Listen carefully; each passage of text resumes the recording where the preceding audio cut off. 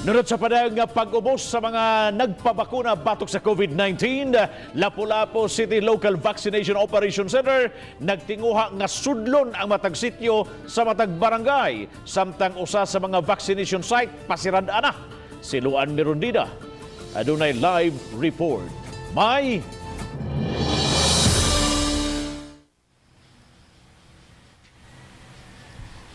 Yes, Bob, Sirhan na karong Lunes ang vaccination site diha sa Maymaktan, Newtown. Hinuon magpadayon gihapon ang vaccination sa 5 pa ka mga dagkong vaccination site sa Dakbayan.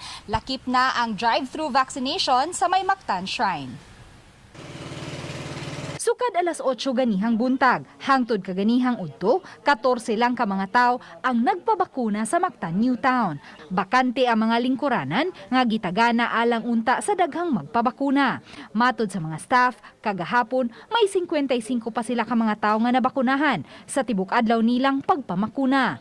Ingon niini usab ang sitwasyon sa uban pang 5 ka mga dagkong vaccination site sa Dakbayan. We'll convert them to a barangay team nga mo penetrate nga to sa barangay and per sitio. So there are 2 regular teams sa barangay next week and then 1 katong sa mobile bus, so we'll have a 3 ka team.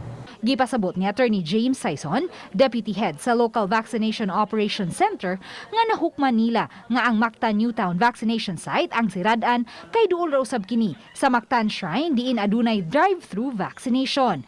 Sa pagkakaroon, may 152,364 na ka mga upunganon ang nakadawat sa first dose, samtang 128,967 na ang nakakumpleto sa duha ka dose. That's a long way to go sa November 28.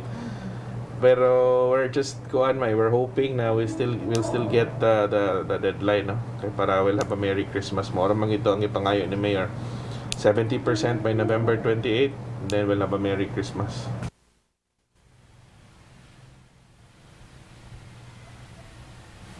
Bob, gitinguhan na usab karon sa Local Vaccination Operation Center nga hingusgan ang pagpamakuna sa sectoral group.